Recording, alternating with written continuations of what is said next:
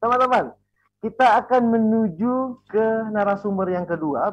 Beliau adalah seorang Chief of Academic Officer Nueva Digital Campus. Mari kita sambut, inilah Bapak Doni Prayudi Nugroho. Selamat siang Pak Doni. Selamat siang Kak Irman. Ya, apa kabar Pak? Alhamdulillah sehat selalu. Alhamdulillah. Baik, Pak Doni sudah siap ya. Kita akan sama-sama belajar dengan Pak Doni ini mengenai keamanan digital. Oke, ini dia. Kita harus perhatikan. Wah, Pak Doni menyampaikannya seperti apa. Kami persilakan dan izinkan saya, Pak Doni. Waktunya 20 menit dan kami akan mengingatkan di 5 menit terakhir waktunya.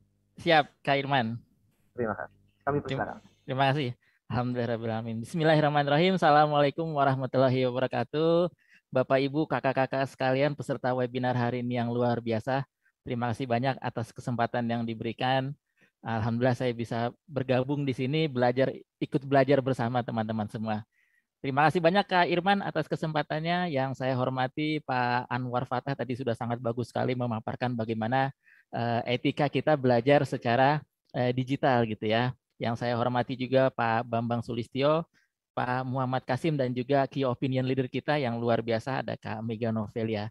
Baik, nah hari ini saya ingin mengulas dari sisi keamanan dan keselamatan digital. Jadi sesuai dengan tema kita hari ini, bagaimana kita meningkatkan kualitas belajar dari rumah di era digital. Oke. Nah, tadi sudah diperkenalkan oleh Kak Irman, saya Doni Prayudi Nugroho. Saya saat ini sebagai Chief of Academic Officer di Nueva Digital Campus. Nah, ini saya ingin memulai dari sebuah quotes yang sangat bagus sekali ya. Ini quotes dari James Page ya. The internet gave us access to everything, but it also gave everything access to us. Jadi kalau kita pakai internet gitu ya, ternyata kita bisa mengakses berbagai macam informasi. Di internet itu banyak banget informasi yang kita bisa akses. Hampir semua hal bisa kita akses gitu ya. Tapi jangan lupa kita juga bisa diakses oleh siapa saja gitu ya yang ada di internet ya, informasi kita, data kita juga bisa diakses. Jadi penting sekali kita memahami bagaimana digital safety pada saat kita melakukan interaksi di internet atau di dunia maya. Nah, teman-teman semua, ini ada sedikit pengantar terkait dengan digital safety dan bagaimana aktivitas-aktivitas digital yang sehat. Nah, mungkin kakak-kakak juga perlu ketahui bersama nih ya, nah, apalagi sekarang di masa pandemi gitu ya, kita semua belajar dari rumah, ya kerja dari rumah, hampir semua hal kita kerjakan dari rumah dengan menggunakan teknologi digital. Nah, kalau kita cari definisi tentang digital safety itu di internet banyak banget ya, di Google banyak banget. Tapi saya coba bikin satu definisi yang sederhana. Apa itu digital safety? Yaitu bagaimana kita bisa memanfaatkan internet dan media digital dengan aman, nyaman, dan sehat ya. Baik untuk diri sendiri maupun untuk orang lain ya. Nah, ini dari definisi ini ternyata ada 3 kata kunci nih yang sama-sama harus kita highlight gitu ya. Yang pertama aman. Maksudnya aman di sini jangan sampai kita melakukan aktivitas digital gitu ya, melakukan aktivitas di internet itu justru menimbulkan hal-hal yang membahayakan atau merugikan orang lain ya, termasuk membahayakan dan merugikan diri sendiri. Jadi pastikan ketika kita melakukan aktivitas di internet atau di dunia digital gitu ya, aman ya, tidak merugikan diri sendiri, tidak merugikan orang lain ya, tidak membahayakan diri sendiri juga tidak membahayakan orang lain ya. Kemudian selain aman yang juga penting adalah nyaman ya. Maksudnya nyaman di sini jangan sampai benar tadi seperti yang disampaikan oleh Pak Anwar Fatah, jangan sampai menimbulkan kebencian atau hal-hal yang sifatnya meresahkan atau menyinggung perasaan orang lain ya. Jadi kalau bisa semua happy ya, kita happy, orang lain happy ya. Jadi semua orang tidak ada yang tersinggung. Kemudian yang tidak kalah penting juga harus sehat ya.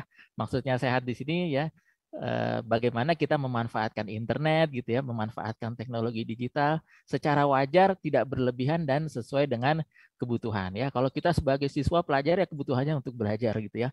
Kalau kita sebagai pekerja profesional gitu ya, untuk pekerjaan ya. Kalau kita sebagai pengusaha atau pelaku usaha, kita bisa manfaatkan untuk berbisnis ya. Jadi sesuai dengan kebutuhan. Nah, terkait dengan digital safety, ini ada satu isu juga yang sangat penting yang perlu kita bahas bersama-sama, yaitu tentang internet sehat ya. Bagaimana internet sehat ini, kakak-kakak bisa cari definisinya di Google banyak banget. Nah ini kalau menurut saya internet sehat ini adalah bagaimana kita memanfaatkan internet tanpa terpapar konten-konten yang negatif. Kemudian jangan sampai menimbulkan efek buruk ya, baik pada pengguna ya, kita sebagai pengguna gitu ya, maupun pada perangkat kita. Jadi harus sehat semuanya ya. Sehat apanya saja sih? Nah, kita lihat ya. Yang pertama memang kalau internet sehat itu harus sehat kontennya. Ya, jangan sampai kita mengakses atau justru malah memproduksi, menyebarkan konten-konten yang negatif ya. Jangan. Kemudian selain sehat kontennya juga harus sehat orangnya ya. Kita nih sebagai manusia gitu ya, juga harus sehat ya secara jasmani dan rohani. Nanti kita lihat apa kaitannya. Kemudian yang tidak kalah penting juga harus sehat perangkatnya ya, karena kita melakukan aktivitas digital kan pasti menggunakan perangkat. Apakah itu komputer, apakah itu laptop, apakah itu smartphone ya. Harus sehat semua ya, harus tetap aman dan tidak cepat rusak ya. Oke. Kenapa internet sehat ini penting banget ya? Kita semua tentunya pengen punya kehidupan yang lebih bagus gitu ya. Nah, kalau kita melakukan aktivitas lewat internet secara sehat gitu ya, nanti akan mendorong semua aktivitas digital kita juga sehat ya. Nah, kalau misalnya kita melakukannya secara tidak sehat, nah tentunya pasti akan ada efek-efek atau dampak-dampak yang negatif terhadap diri kita, yang itu nanti bisa membahayakan kesehatan atau merugikan kesehatan kita sendiri. Artinya, kalau kita internetnya tidak sehat, ya bukannya kehidupan yang lebih baik yang kita dapatkan, justru malah sebaliknya. Nah, tentunya kita semua nggak pengen itu terjadi.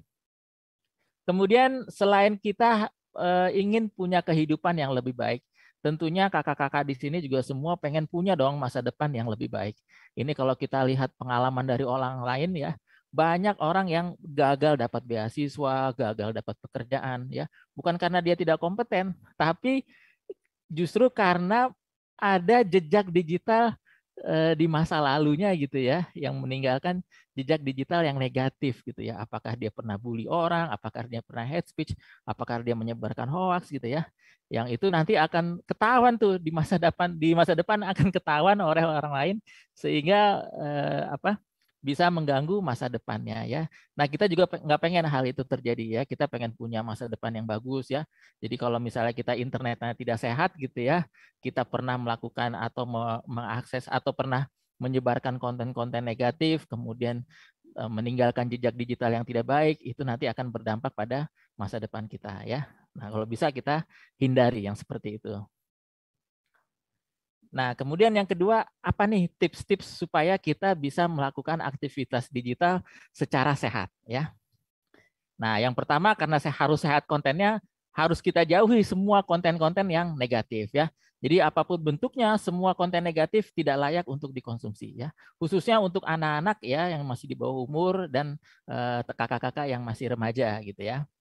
Nah, konten negatif ini banyak banget, apakah itu yang sifatnya pornografi, ataukah itu perjudian, apakah itu kekerasan gitu ya, berita-berita yang tidak benar ya, cyberbullying, hate speech dan segala macamnya, banyak sekali konten-konten yang negatif. Nah, itu kalau misalnya kita terpapar dalam jumlah yang sangat ekstrim gitu ya, dikhawatirkan justru akan mengganggu kesehatan kita ya.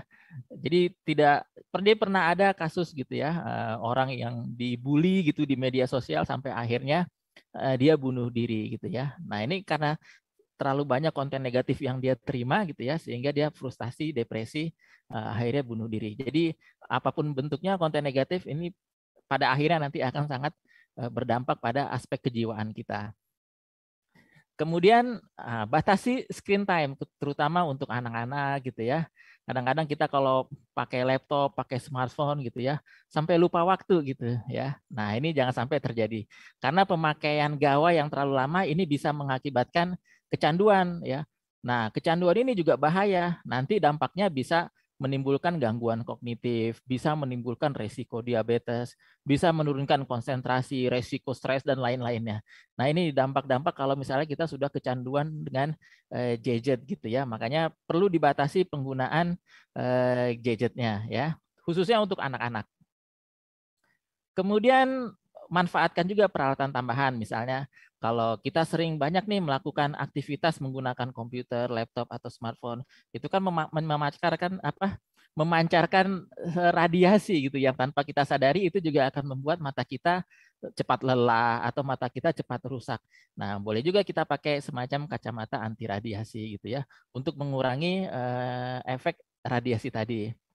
Kemudian kadang-kadang kalau kita ngerjakan tugas, belajar gitu ya, kan enak tuh sambil dengerin musik. Nah, cuma kadang-kadang kalau tanpa kita sadari, saking enaknya gitu ya, volumenya terlalu keras. Nah, ini juga jangka panjang juga tidak bagus ya bagi kesehatan telinga ya. Khawatir nanti telinga kita bermasalah, fungsi pendengaran kita juga tidak maksimal ya. Jadi kalau pakai earphone ataupun pakai headset ya nggak apa-apa, tapi volumenya disesuaikan. Kemudian kalau misalnya di ruangan kita penerangannya juga kurang baik ya, manfaatkan ya kasih lampu tambahan supaya mata kita juga tidak cepat capek atau mata kita juga tidak cepat rusak. Nah, ini juga mungkin banyak nih yang dari kita abai gitu ya, more water less coffee. Kadang-kadang ini kalau kita lagi asik gitu ya, internetan atau ngerjain tugas gitu ya, kita lupa minum air putih. Padahal air putih ini juga bagus ya untuk kesehatan kita. Kalau kopi gimana nih kopi? Kopi juga enak gitu ya. Saya juga senang kopi. Tapi kalau konsumsi kopi terlalu banyak itu juga akan mengakibatkan kita jadi susah tidur yang pada akhirnya kita jadi kurang istirahat ya. Kadang-kadang kalau lagi ngerjain tugas gitu ya, banyak PR, banyak tugas gitu ya, banyak kerjaan ya di depan komputer ya, ngopi pagi, siang, sore, malam ya. Ya, baiknya diimbangi juga dengan air putih ya. Karena air putih ini ternyata bagus untuk mencegah dehidrasi dan juga meningkatkan fokus ya. Ya kopi boleh lah ya, sekali-sekali boleh gitu ya. Kemudian, nah kalau misalnya kita banyak tugas nih kakak-kakak kalau belajar di rumah online kan tugasnya banyak banget ya. Kadang-kadang bikin stres juga. Nah kalau bisa stres itu dikelola dengan baik ya. Jangan lupa di sekitar kita juga ada keluarga, ada orang tua, saudara, teman-teman ya. Jadi perbanyak juga interaksi sosial dengan manusia. Jangan interaksi dengan mesin terus ya. Nanti kita jadi antisosial ya, bahaya gitu ya. Jadi kumpul sama keluarga gitu ya di rumah atau dengan teman-teman ya. Manfaatkan media sosial juga bagus gitu ya sebagai support system. Apalagi kalau kita banyak masalah ya nggak apa-apa daripada curhat di media sosial dengan konten-konten yang tidak bagus gitu ya, dengan kata-kata yang tidak enak gitu ya. Nah, baiknya kita cerita langsung mungkin kepada orang tua atau saudara atau teman gitu ya. Kemudian sempatkan menyalurkan hobi dan kegemaran nih. Kalau misalnya lagi libur, lagi ada waktu luang, nggak apa-apa. Itu juga bagus supaya kita nggak stres-stres amat dengan tugas-tugas sekolah gitu ya, atau kerjaan-kerjaan dari kantor.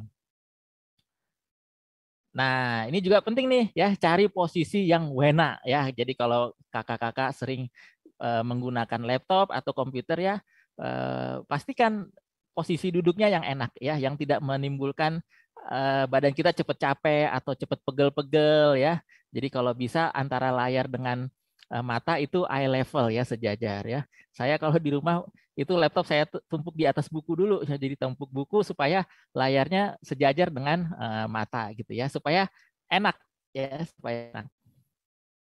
Kemudian kalau sambil rebahan boleh nggak pakai handphone ya. Sebenarnya kurang bagus juga, tapi ada posisi-posisi yang lebih bagus lah daripada kita kalau pakai tablet atau pakai smartphone gitu ya, sambil rebahan atau posisi-posisi yang biasanya cepet pegel di leher ya, atau misalnya di lengan ya. Nah kita cari posisi yang kira-kira enak, bagus gitu ya, dan kita juga nggak cepet capek, nggak cepet pegel ya, badan juga enak ya. Kemudian ya jangan lupa ya, badan kita juga punya hak ya. Haknya apa saja nih? Istirahat yang cukup, upayakan sehari ya paling tidak 7 jam lah kita tidur ya. Kan biasanya kalau udah banyak tugas, banyak kerjaan itu pakai internet atau pakai laptop, komputer, smartphone dari pagi sampai malam, sampai ketemu pagi lagi, nggak berhenti-berhenti. Nah itu juga bahaya ya. Jadi usahakan kita tidur minimal ya 7 jam lah sehari gitu ya. Kemudian olahraga ringan, kalau misalnya tidak memungkinkan di luar ruangan, di dalam rumah juga nggak apa-apa ya. Yang penting kita ada aktivitas fisik paling tidak sekitar 30 menitan sehari, itu juga bagus gitu ya. Supaya badan kita juga lebih fresh, peredaran darahnya juga lebih lancar. Kemudian upayakan juga berjemur nih pagi hari ya sekitar 10 sampai 15 menit supaya badan kita juga terpapar sinar matahari yang itu bagus untuk pembentukan vitamin di dalam tubuh. Kemudian jangan lupa makan ya, biasanya kalau udah asik internetan gitu ya sampai lupa makan, sampai lupa tidur. Nah, ini bahaya ya. Jadi makan yang cukup dan usahakan tepat waktu ya supaya badan kita juga enak gitu ya, lambung kita juga tidak mengalami gangguan. Kemudian tadi yang sudah disampaikan jangan lupa ya minum air putih ya, walaupun sebenarnya kita tidak haus tapi banyak minum itu juga bagus ya. Kemudian kalau misalnya kita lagi banyak kerjaan, banyak tugas gitu ya, banyak PR, banyak stres gitu ya, bagus juga kalau kita konsumsi vitamin atau suplemen ya supaya daya tahan tubuh kita juga terjaga. Apalagi di masa pandemi seperti sekarang ini rawan banget kita kalau sakit gitu ya. Wah, ini ngeri nih ya. Kalau zaman dulu sebelum ada COVID sakit biasa aja gitu ya. Sekarang kalau udah sakit, nah ini mesti hati-hati ya. Kemudian yang ketiga apa nih apps atau bagaimana kita bisa menjaga perangkat kita. Tadi kan kalau internet sehat harus sehat kontennya, sehat orangnya, dan jangan lupa sehat juga perangkatnya gitu ya. Nah, yang pasti yang banyak disarankan oleh orang-orang adalah gunakan selalu antivirus ya. Ini diaktifkan terus antivirus ya. Karena ini efektif untuk menangkal virus-virus atau spyware atau program-program komputer yang mungkin bisa merusak perangkat kita atau mencuri informasi dari perangkat kita. Nah, kalau ada antivirus paling tidak ada pertahanan lah ya. Dan jangan lupa harus selalu di-update ya. Khawatir kalau ada virus-virus jenis baru atau spyware atau program komputer jenis baru gitu ya, perangkat kita bisa lebih terlindungi. Pak Doni, mohon izin Ya. waktunya 5 menit lagi, Pak. Ya, baik. Kemudian jangan lupa pasang add-on. Kalau saya sih sering pakai Google Chrome gitu ya. Nah, saya pasang beberapa add-on semacam ini fitur aplikasi ringan tambahan gitu ya yang bisa kita gunakan. Misalnya nih screen shader nih supaya layar monitornya gitu ya bisa redup gitu ya sehingga mata tidak cepat capek atau tidak cepat lelah. Kemudian ini juga bagus nih ya, ini semacam McAfee Site Advisor. Banyak selain McAfee juga banyak. Nah ini kalau misalnya kita browsing mengunjungi situs-situs, kadang-kadang situs-situs itu kan palsu atau situs-situs itu tidak aman. Nah dia lebih bisa memberikan peringatan nih kalau ada situs yang tidak aman yang kita kunjungi, nanti dia akan kasih warning gitu ya.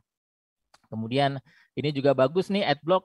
Kadang-kadang iklan itu kan bikin sebel, bikin kesel gitu ya. Artinya kita pengen browsing yang enak, jadi stres gitu gara-gara iklan. Nah, kita bisa blokir iklan-iklan pakai add-on seperti ini ya. Ini ada yang gratis, ada juga yang berbayar ya.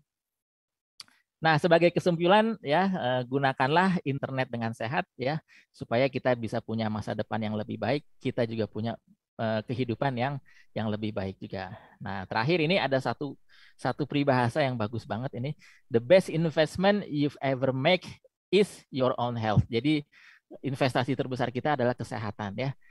Jangan lupa selalu jaga kesehatan, apalagi di masa pandemi seperti sekarang ini.